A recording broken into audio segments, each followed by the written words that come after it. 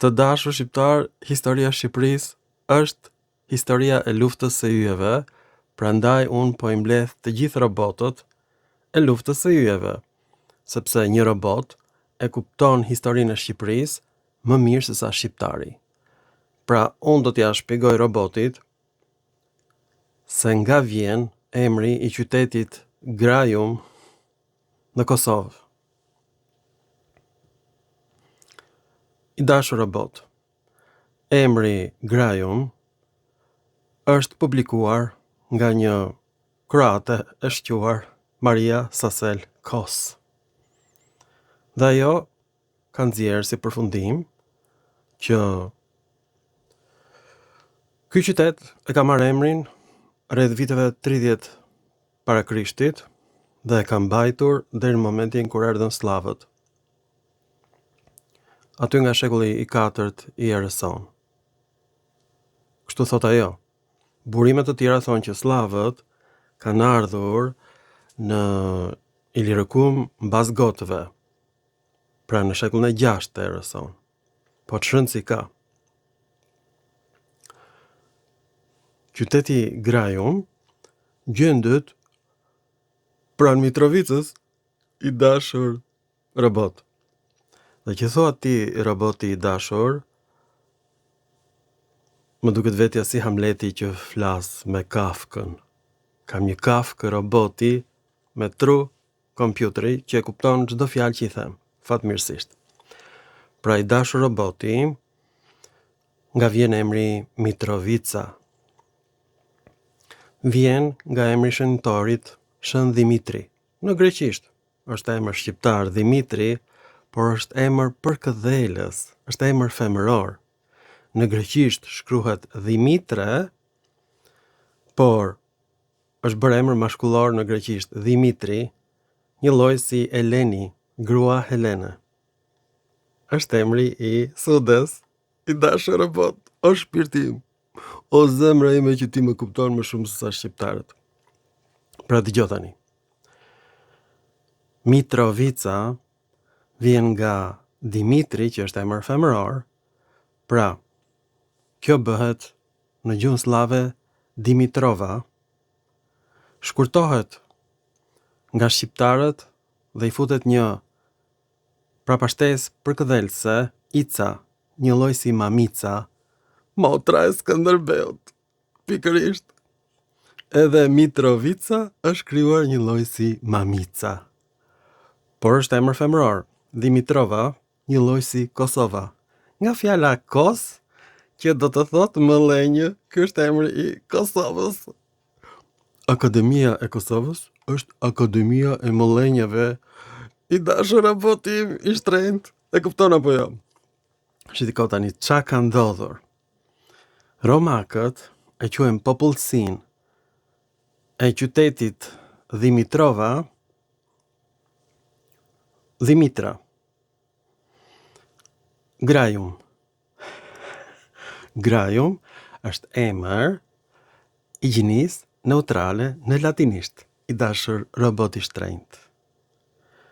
Sepse në gjinin mashkullore do të ishte Grajus dhe në gjinin femërore është Graja, është emri i Greqisë. Plini Vjetër thotë që fiset japyge me sape dhe dauni në Itali që vinë nga Dalmacia flasin dialektin Graja.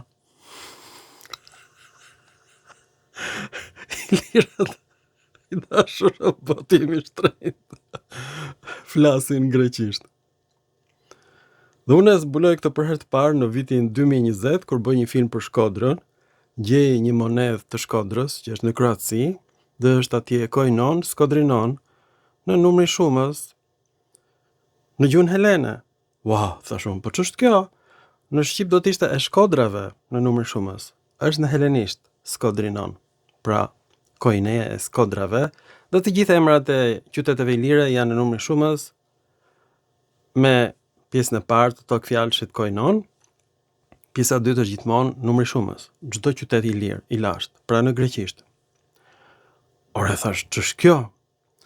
Të gjitha monedhat e zbuluara në Dardani janë greke. Dhe ne të dy roboti Dhja të regojmë kosovarve, mëllenja xhinjve të onë të dashur, se çfarë kanë ata në tokën e tyre, çfarë pasurish greke të mrekullueshme.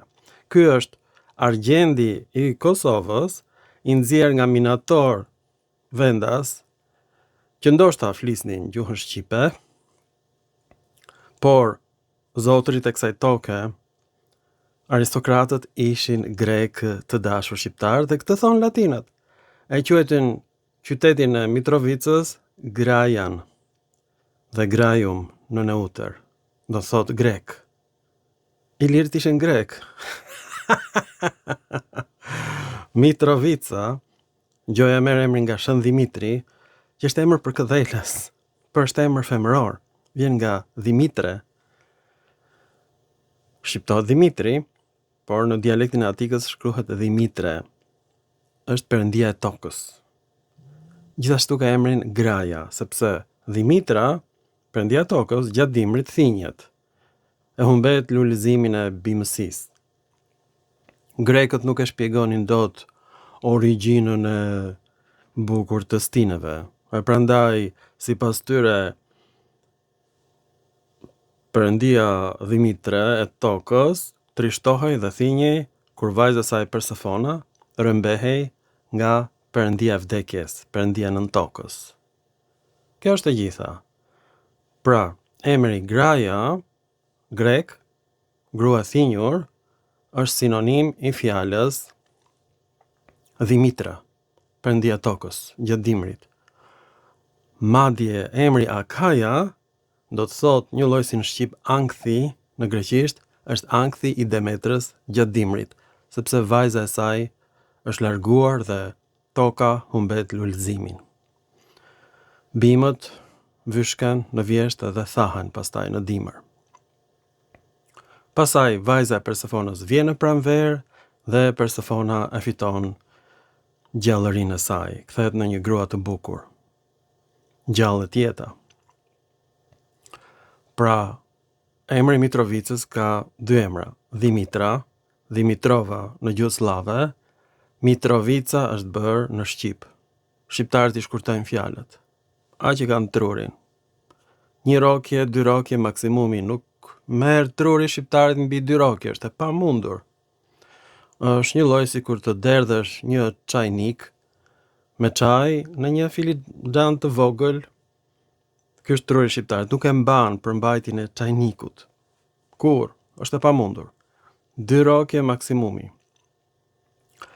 Prandaj është e kohë t'ja shpjegosh shqiptarëve që emrat e lashtë të trojve të tyre, të qyteteve të tyre janë grek, sepse shqiptari filxhani i tij mban vetëm truri i tij, vetëm 2 gram tallash. Tallash, asgjë tjetër. Si t'ja bëjmë tani me shqiptarët? Si t'ja shpjegojmë atyre që ka një tru të vogël, por ka një kafkë të madhe. Po të marrësh një përkrenare ilire, t'ja fusësh shqiptarit në kokë, nuk i futet në kokë, e kupton apo jo? Është një lloj sikur t'i veshësh xhinse të ngushta një bullafiqi. Nuk i bën përkrenaria ilire shqiptarit. Kjo që ilire kishte kokën më të vogël, do thotë që kafkën, kockën e kishte më të hollë. Por trurin e kishte plot ama. Shqiptarit i është rritur kafka nga që ata e godisnin grekët gjithmonë në kokë. Ti gomar, ti shqiptar, dhe ju trash kafka shqiptarit, ju bë shumë e trash për ta mbrojtur nga goditjet e skllavopronarit. Dhe tash ti, nga që është kockë, nuk ka vend për tru. Është e tmerrshme, por kjo që ka ndodhur me shqiptarin ndodh në filma fantastiko-shkencor, kur njeriu kthehet në majmun. Në gjysmë majmuni me kthyer. Është problem fiziologjik. Tani shqiptarët bëjnë kërkime gjenetike. Presidenti i Rusisë, kur lëviz me vete, lëviz me një otorak portativ, sepse ka frikë ta lëj mjaltin e tij që mos ja gjejnë kodin gjenetik. Po ashtu bën dhe presidenti i Shteteve të Bashkuara të Amerikës, dhe çdo president e merr otorakun me vete. Ndërsa shqiptari ja jep DNA-n, ADN-n në shqip të gjithëve. ADN-ja tregon çfarë sëmundjesh ke. Nuk mund marrësh borxhe kur ke sëmundje gjenetike. Rriten kredit, prandaj kredit shumë të larta në Shqipëri. Bankat e dinë se çfarë sëmundjesh ke ti në fisin tënd. Shqiptarët vetë e kanë dhuruar ADN-n. Në anglisht DNA. Asnjë komb në botë nuk e bën një gjë të tillë. Por pellazgu e bën. E jep vet mjaltin, e jep gjakun vet dhe thot më gjeni origjinën time. Po ç'rëndësi ka ADN-ja? Rëndësi ka nga vin fjalët, nga vin emrat e vendeve. Kjo s'ka lidhje fare me ADN-n. Shqiptari këtu se kupton dot, është e tmerrshme. Prandaj, i dashur roboti, sot mësove që emri i Mitrovicës ka dy emra, Dimitra, pastaj u bë Shën Dimitri, gjatë periudhës së kristianizmit, dhe u kthye në Mitrovica, një lloj si Mamica. Pra pashtes serbe. Ky është emri i Mitrovicës. Dhe në gjuhën latine kjo quhet grajum. Në neutër do të thot grek. Popullsi greke. Para se të futeshin slavët, latinët thonin që këtu është folur greqisht. I quajnë ilirët grek. Shqiptari krijon Akademinë e Shkencave të Shqipërisë, që është akademia e plepave, e mëllenjave, dhe zbulon monedha greke dhe thonë këto janë monedha pellazge. Pra kemi të bëjmë me njerëz, e kupton roboti, se ti ke pak tru kompjuteri, po kemi të bëjmë ne me njerëz që nuk kanë tru. Është një fatkeqësi kombëtare. Pra historia vendit tim është historia e luftës së yjeve. Është një histori fantastiko-shkencore, nuk e kupton dot shqiptari. Truri i tij ka 2 gram tallash, asgjë tjetër. Mirupafshim roboti, të dua shumë. Besoj se e kuptove nga vjen emri Grajum, emri i Mitrovicës. Mirupafshim në filma të tjerë shkencor. Mirupafshim dhe ju të dashur kosovarë, shqiptarë, kudo që jeni në botë, ju përshëndes. Hamleti i gjuhës shqipe ju tregon shqiptarët tragjedinë e tyre shekullore. Mungesa e trurit.